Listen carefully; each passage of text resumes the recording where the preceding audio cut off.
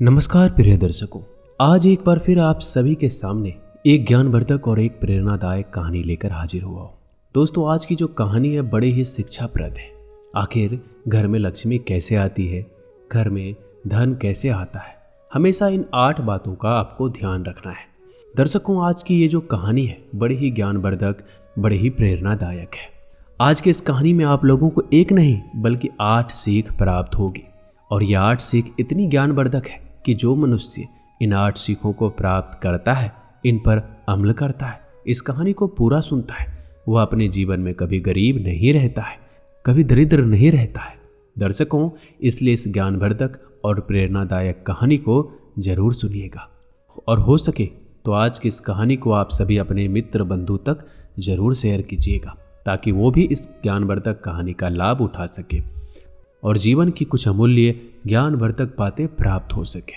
दोस्तों, अगर आप इस चैनल पर नए हैं, पहली बार आए हैं, तो चैनल को सब्सक्राइब कर लीजिए और बेल आइकन को दबा दीजिएगा ताकि हमारे आने वाली वीडियो का नोटिफिकेशन सबसे पहले आपको प्राप्त हो। दर्शकों, अब ज़्यादा विलंब ना करते हुए आज की कहानी शुरू करते हैं। दर्शकों, प्राचीन समय की बात है। किसी नगर में एक दरिद्र पति और पत्नी रहा करते थे। वो बहुत गरीब थे, थोड़ा बहुत काम करके अपने परिवार का लालन पालन करते थे। एक दिन की बात है जब उस स्त्री का पति अपने किसी कार्य से घर से बाहर चला जाता है और उसी दिन उस स्त्री के घर के द्वार पर 3 साधु आते हैं और वो तीनों साधु संत आकर उस स्त्री के घर के द्वार पर आवाज लगाते हैं।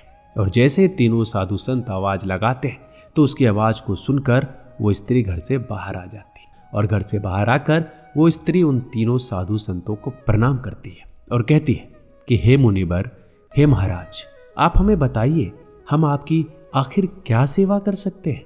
तो दर्शकों, उसके बाद वो तीनों साधु उस स्त्री से कहते हैं कि पुत्री, हम तीनों को भोजन करना है, क्या तुम हमें भोजन करा सकती हो।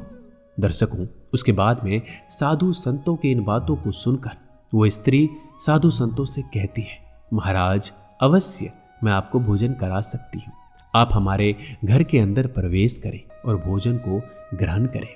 उसके बाद वो तीनों साधु संत उस स्त्री से कहते हैं कि पुत्री, हम तुम्हारे घर के अंदर प्रवेश तो करेंगे और भोजन भी ग्रहण करेंगे, परंतु क्या तुम्हारा पति अभी घर पे है या घर के बाहर है। तो दर्शकों, उसके बाद में वो स्त्री अपने पति के बारे में उन साधु महाराज से कहती है कि हे मुनिवर, मेरे पति अभी तो किसी काम को ढूंढने के लिए घर से बाहर गए हैं। इस बात को जैसे ही वो तीनों साधु संत सुनते हैं तो तीनों साधु संत उस स्त्री से कहते हैं कि पुत्री, जब तक तुम्हारा पति घर नहीं आ जाता तब तक हम तुम्हारे घर के अंदर प्रवेश नहीं करेंगे।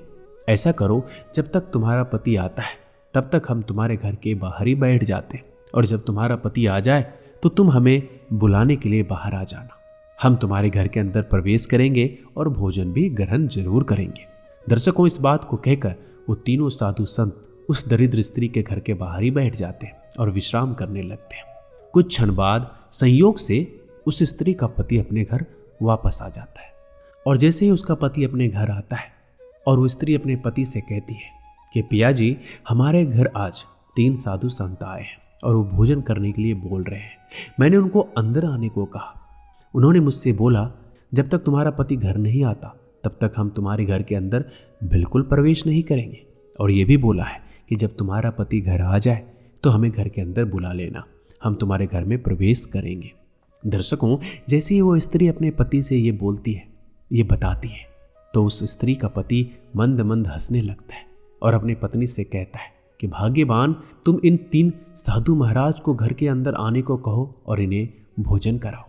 दर्शकों, पति की आज्ञा पाकर वो स्त्री तीनों साधु महाराज को बुलाने के लिए बाहर जाती है और उनसे कहती है कि मुनिवर, मेरे पति घर आ चुके हैं, आप घर के अंदर प्रवेश करें और भोजन ग्रहण करें। जैसे ही वह निर्धन स्त्री उन तीनों साधु संतों से ये बात बोलती है, वो तीनों खड़े हो जाते हैं और खड़े होकर स्त्री से कहते हैं कि पुत्री, हम तुम्हारे घर के अंदर प्रवेश तो करेंगे, पहले तुम अपने पति से ये पूछ के आओ, हम तीनों में से आखिर वो सबसे पहले किसे बुलाना चाहेगा। हम तीनों में से एक का नाम धन है, दूसरे का नाम प्रेम है और तीसरे का नाम सिद्धि है। तो तुम ऐसा करो कि सबसे पहले हम तीनों में से आखिर तुम्हारे घर के अंदर कौन आना चाहेगा, ये तुम हमें स्वयं बताओ। दर्शकों, ये बात सुनकर वो स्त्री अपने पति के पास जाती है और अपने पति से कहती है कि पिया जी, मैंने जैसे ही उन 3 साधु महाराज से अंदर आने को कहा तो मुझे बोला कि पुत्री, हम तीनों में से एक का नाम धन है, दूसरे का प्रेम है और तीसरे का सिद्धि है। आखिर तुम किसे बुलाना चाहोगे? इस बात को सुनकर उस स्त्री का पति बोला, भाग्यवान, मुझे ऐसे लगता है कि हमें सबसे पहले धन को बुलाना चाहिए, क्योंकि हमें धन की बहुत जरूरत है। अगर हमारे घर में धन आएगा, सभी चीजों से परिपूर्ण हो जाएंगे, क्योंकि आज के समय में धन की ज्यादा जरूरत होती है। और जिस मनुष्य के पास धन नहीं होता है, उस मनुष्य को लोग गंवार अनपढ़ ही मानते हैं। वो कहते हैं ना कि बिन दिया के बाती अधूरी होती है। ठीक उसी प्रकार बिना धन के मनुष्य अधूरा होता है।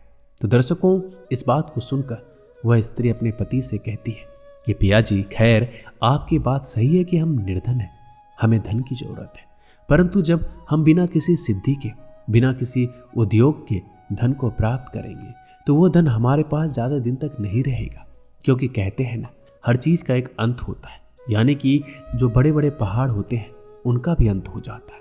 चाहे हमारे पास सोने की पहाड़ी क्यों ना हो, लेकिन किसी ना किसी दिन उसका भी अंत होना निश्चित है। ठीक उसी प्रकार अगर हम धन को अपने घर में बुलाएंगे तो किसी ना किसी दिन उसका भी खात्मा हो जाएगा। इसलिए मुझे लगता है कि हम दोनों को घर के अंदर सिद्धि को बुलाना चाहिए, क्योंकि हमारे पास अगर सिद्धि होगी तो हमारा हर कार्य सफल होगा। प्रिय दर्शकों, उसके बाद में इस बात को सुनकर उस स्त्री का पति स्त्री से कहता है कि भाग्यवान, तुम्हारी बात भी सही है कि हमें सिद्धि को बुलाना चाहिए, क्योंकि सिद्धि के बिना धन अधूरा है और सिद्धि के बिना सफलता अधूरी है। परंतु सिद्धि को प्राप्त करने के लिए मेहनत करनी पड़ती है, समय देना पड़ता है। अगर सिद्धि को समय और मेहनत नहीं दोगे तो सिद्धि मनुष्य को प्राप्त नहीं होती। और ऐसे में आज हमें धन मिल रहा है तो हमें धन को ही घर बुलाना चाहिए। दर्शकों, उसके बाद में पत्नी अपने बात पर अड़ी रही और उसका पति भी अपनी बात पर अड़ा रहा। उन दोनों के बीच में किसी प्रकार का फैसला नहीं हुआ। पति कहा कि धन को बुलाएं और पत्नी ने सिद्धि को बुलाना चाहा, परंतु दोनों के बीच फैसला नहीं हो पाया। तो दोनों उन्हीं संतों के पास जाते हैं और कहते हैं कि महाराज, हम दोनों में किसी प्रकार का फैसला नहीं हो पाया। आपने कहा था कि एक का नाम धन है, एक का सिद्धि और एक का प्रेम। हम दोनों पति पत्नी, आप तीनों में से किसको बुलाना है ये तय नहीं कर पाए। कृपया ये बात हम आपके ऊपर छोड़ते हैं कि सबसे पहले कौन आना चाहेगा, कौन हमारे घर के अंदर प्रवेश करेगा। प्रिय दर्शकों, उसके बाद में वो पति फिर से उन तीनों संतों को कहता है कि आप तीनों में से धन और सिद्धि, इन दोनों में से कोई भी हमारे घर के अंदर प्रवेश कर सकता है अपनी मर्जी से। तो दर्शकों, इस बात को सुनकर वो तीनों संत अपना मुंह मोड़ लेते हैं और फिर वहां से जाने लगते हैं। अपने पैरों को फिर से गांव की ओर रखने लगते हैं और उनके घर के अंदर प्रवेश नहीं करते। जैसे ही वो तीनों संत जाने लगते हैं तो दरिद्र स्त्री उन तीनों संतों से कहती है कि अरे महाराज, ये क्या हुआ? आप तो हमारे घर भोजन करने वाले थे, परंतु आप तो लौट कर जा रहे हो। दर्शकों, उसके बाद में से तीनों संतों में से प्रेम और सिद्धि और धन उस स्त्री से कहता है कि पुत्री, हमने तो तुमसे बोला था कि प्रेम, सिद्धि और धन तीनों में किसी को बुला सकती हो, मगर तुमने धन और सिद्धि को ही चुना। परंतु धन और सिद्धि वही रहते हैं जहां प्रेम होता है। तुम दोनों पति पत्नियों के बीच में बिल्कुल भी प्रेम नहीं है, दोनों में विश्वास भावना नहीं है, तुम दोनों में संगठन नहीं है, तुम दोनों में किसी प्रकार की रणनीति नहीं है। और जिस जगह प्रेम नहीं होता उस जगह धन और सिद्धि कभी नहीं टिकती। प्रिय दर्शकों, यह कहकर तीनों संत वापस अपनी कुटिया, अपनी जंगल की ओर चल देते हैं। उसके बाद में दर्शकों, इन 8 बातों को आप सभी को हमेशा ध्यान रखना है। इन 8 बातों को जो मनुष्य ध्यान रखता है उसके घर में कभी धन की कमी नहीं होती। पहला, कभी किसी मनुष्य को शराब का सेवन नहीं करना चाहिए, क्योंकि जो लक्ष्मी है वो ऐसी जगह पर नहीं आती जहां पे स्वच्छता ना हो, इसलिए कभी अपने घर में शराब का सेवन ना करें। दूसरा, जिस घर में स्त्री पर लाठी उठाई जाती है, स्त्री को मारा जाता है, उस घर में कभी धन नहीं आता। तीसरा, जिस घर में स्त्री को गाली दी जाती है, अपशब्द कहे जाते हैं, उस घर में कभी लक्ष्मी नहीं आती। चौथा, कभी भी पति और पत्नी को आपस में बैर नहीं बनाना चाहिए। जिस घर में पति और पत्नी आपस में बैर बनाते हैं उस घर में माँ लक्ष्मी कभी नहीं आती।